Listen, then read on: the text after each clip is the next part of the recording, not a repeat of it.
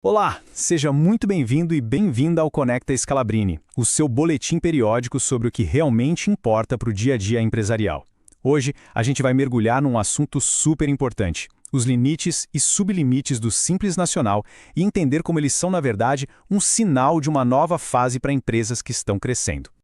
Vamos começar com aquela pergunta que todo empreendedor que está crescendo se faz.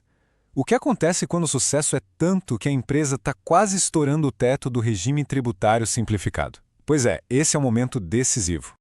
Mas antes de mais nada, vamos só dar uma recapitulada bem rápida do porquê o Simples Nacional é tão queridinho, né? Por que ele é tão importante para as micro e pequenas empresas aqui no Brasil? Na prática, ele é uma mão na roda. Ele junta um monte de tributos, tipo até 8 deles. Pensa só. IRPJ, CSLL, PIS, COFINS, IPI, ICMS, ISS, tudo isso vira uma guia só, o famoso DAS. Isso economiza um tempo e uma dor de cabeça que, nossa, é uma vantagem e tanto. Beleza. Agora que está todo mundo na mesma página, vamos ao que interessa. O principal ponto de virada para qualquer empresa nesse regime, que é o limite de faturamento bruto anual. E um número que todo mundo tem que ter na cabeça, anotado em todo lugar, é esse aqui, R$ 4.800.000.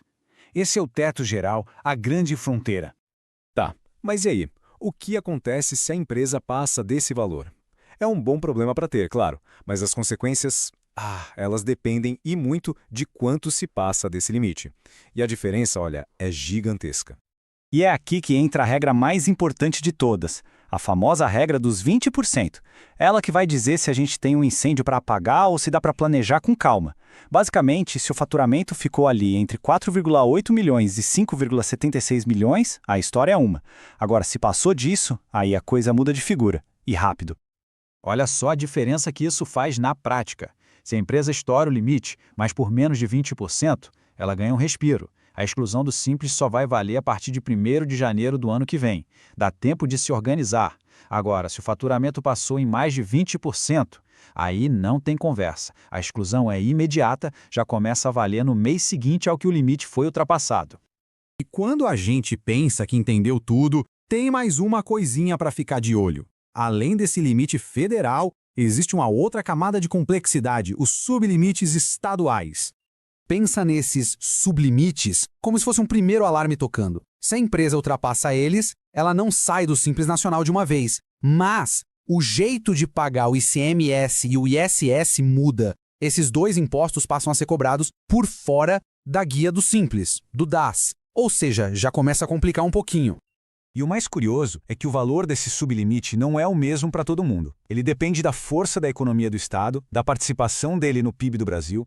Então, estados com participação maior que 1% no PIB adotam o teto de 3,6 milhões de reais, já os demais podem optar pelo sublimite de 1,8 milhões. Certo, mas e a vida depois do Simples Nacional? Como é que fica o dia a dia de uma empresa que foi excluída do regime? Basicamente, a empresa dá um salto de complexidade. Ela entra no mundo dos grandes, sabe? Passa a seguir as mesmas regras fiscais e administrativas de empresas de maior porte. E o primeiro grande impacto está aqui, nos impostos. Aqueles tributos que antes vinham todos juntos no DAS, agora precisam ser calculados e pagos um por um. A gente está falando dos grandões, como o Imposto de Renda à Pessoa Jurídica, a CSLL, a COFINS e o PIS. E não é só pagar imposto de forma diferente, a carga de trabalho administrativo também explode. A empresa passa a ter que entregar um monte de declarações digitais super detalhadas, como a ECD, a ECF, a FD Contribuições, é um outro universo de obrigações. Ok? Chegamos na nossa parte final, e a ideia aqui é mostrar como essa transição não precisa ser vista como um bicho de 7 cabeças. Na verdade, ela pode ser encarada como uma parte natural e até planejada do crescimento. É fundamental mudar a perspectiva, sabe? Ultrapassar o limite do Simples não é uma multa pelo sucesso. Pelo contrário, é um sinal de que o negócio está maduro, pronto para a próxima fase. E se houver planejamento, essa nova fase pode ser cheia de oportunidades. Então, para que essa transição seja tranquila, o roteiro é mais ou menos esse. Primeiro, monitorar o faturamento sem parar. Segundo, ter a regra dos 20% na ponta da língua. Terceiro, e talvez o mais importante, conversar com profissionais, com a contabilidade, para planejar cada passo. E por último, arrumar a casa, ou seja, preparar os sistemas da empresa para essa nova realidade. Esse foi mais um Conecta Scalabrini. A gente espera que essa análise ajude na gestão da sua empresa sobre os limites e sublimites do Simples Nacional, bem como suas consequências ao atingi-los. No fim das contas, ultrapassar o limite não é um problema, é um marco. E isso nos deixa com um pensamento final. O negócio está preparado para o próximo passo? Se este conteúdo foi útil, compartilhe com sua equipe e com colegas que precisam saber disso. Continue acompanhando a Scalabrini e Associados e receba nosso conteúdo diretamente em seu WhatsApp. Até a próxima!